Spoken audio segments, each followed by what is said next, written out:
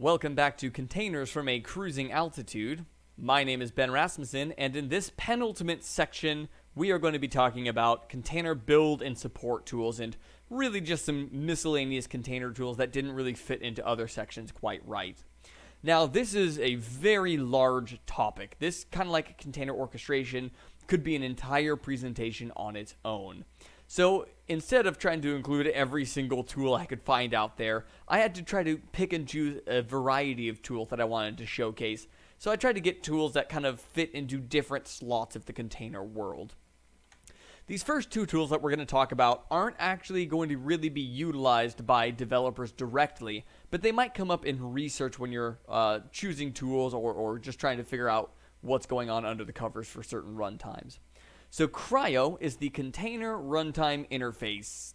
Oh, I never could figure out what the O stood for, if anything. I think it just makes it a little bit of a catchier name. Cri-o is a Kubernetes native project. It started as a Kubernetes incubator and eventually ended up being merged into Kubernetes itself. So it is not a container runtime itself, but it is a plug and play for container runtimes. So Kubernetes faced a bit of an issue a little while back where the only runtime they really natively supported was Docker. And they didn't want to be directly tied or like hard-coded into any particular container runtime. And to kind of expand their market value, they wanted to be able to use any container runtime. So they designed cri-o as an API that container runtimes can use to interface with the Kubernetes management underneath the covers. So you can use any OCI compliant runtime with Kubernetes because of cri-o. So cri-o by default does use runC, which is what Docker uses, but again, you can switch it out with any OCI compliant runtime. Containerd is actually technically a container runtime, but I did not want to include it on the container runtime section because it's not actually designed to be used by developers directly. Instead, it's designed to be embedded in other container runtimes to kind of form the core of the container runtime. And it has both a Linux native and a Windows native daemon to use. So Containerd manages the full container lifecycle, which is pulling images, transferring images, running the images, and turning them into containers, but it has nothing to do with the build time aspect of containers. And I believe this project was created by Docker, and again, open sourced, kind of like they did with the image and runtime specification, so that, again, just to kind of help the greater container community. So let's actually start talking about tools you can use. And the first one I wanted to talk about is an image building tool called Builda. And as the name, or you might guess from the name, it specializes in building. So Builda has an interesting close relationship with Podman, and they actually have sections in each other's readmes specifying the relationship between the two. So Builda actually does have a small, kind of like a lightweight runtime built into it. And the purpose of that is to create a short-lived container to modify at runtime and then rebundle into an image. Builda does this similar to how a Docker file would use a run command at the end of its configuration. So Docker files are to Docker, or in the Docker build process, used to specify what the image is going to look like. So this is where you're going to do things like creating your directories, opening your ports, adding your application in to actually be used. You can do some basic commands like, chmods or chones to be able to modify permissions inside the container. And then at the very end of the Docker file, you use a run command to tell the container runtime, when the image is passed to the container runtime, what command it needs to run to actually start the application. Builda is going to do something very similar. So it's similar to using that Docker files run command to temporarily create a small container. On the other hand, Podman is, because it's a container runtime, going to create a running application and keep the container up for a long time. And that's going to be similar to pretty much any container runtime's CLI run command, where you take a container take an image and create a container out of it.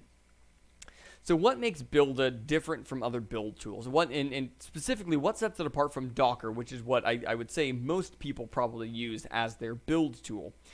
So Builda mirrors all of the commands that can be found in a Docker file and actually extends some of them as well and creates new commands where the creators of Builda felt that Docker was lacking. And what this allows you to do is build an image in a scriptable way. So if you want to, say, build an image differently depending on what environment you're in, you can use Builda to check an environment variable and insert specific changes to the image at runtime or at image build time, which is something you can't really do with Docker.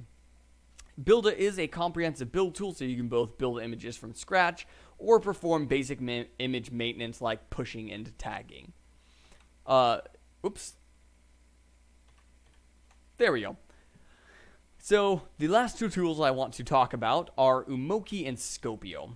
Umoki stands for Umoki Modifies Open Container Images, and at its heart and soul, it is an image manipulation tool. Specifically, it specializes in unpacking an image, modifying it, and repacking it. Now, there are other tools that can do that, and that might even sound similar to Builda, where you can take an existing image and modify it. But Umoki actually cracks open and lays out the image contents to be manipulated by the user. So if you recall back in section 2 when we briefly went over the image specification, we talked about how there was going to be a file system bundle, an image manifest, and an image configuration file. Umoki will actually lay those bare for you to be able to see. So you can actually CD into what would be the file system bundle, modify it somehow, maybe touch a file, repackage that, so rebundle it, and then at runtime you can go into the container and see that new file. Similarly, Umoki does have some command line tools to manipulate the configuration, or you can use the editor of your choice to actually manipulate the configuration directly. So one of the downsides to Umoki is it does need to be downloaded and built from source, and it's not a huge issue, but building it from source, the documentation was a little lacking, and honestly, overall, the documentation for Umoki is absolutely horrible. If we have time in the next section, I will go over and use Umoki to crack open an image and we'll inspect the contents. But to be able to even do that, I had to end up going into Umoki's source code, finding where it defines all of its CLI arguments, and then kind of walking through the code to see what each one of them did and how it expected to be used. So it's a little difficult to use. I would definitely label that an advanced tool. Then on the other side, we have Scopio. Scopio's sole purpose is to work with images and remote repositories. And it specializes in pulling images and inspecting them and converting them. So Scopio does have private registry support, which not all tools of this similar category do. So if your registry is password protected, for instance, or behind SSL, Scopio can get to it very easily. It can remotely inspect images, so it can look at the image manifest without ever having to pull the image down, which again is nice if you want to do something in a scriptable format without having to have massive network calls in it. It can also perform maintenance on the remote repository, such as deleting the images. Scopio can also pull images down, and the big part of it is it can convert the images. So if you have an ACI image that maybe you were previously using with Rocket, you can use Scopio to pull that down, convert it to an OCI image, and use it with whatever runtime you'd like. And Scopio, if you look in their documentation, does list other image formats that it can convert to and from. Scopio, similar to Umoki and similar to really many other container tools, must be downloaded and built from source. Again, not a huge deal, and Scopio is actually fairly well documented, so it's not too terribly difficult. And that's the end of the main presentation here. In the last section, we are going to use Umoki and Scopio to download an image, convert it from ACI to OCI, and inspect the contents of the image and push it back up to a private repository.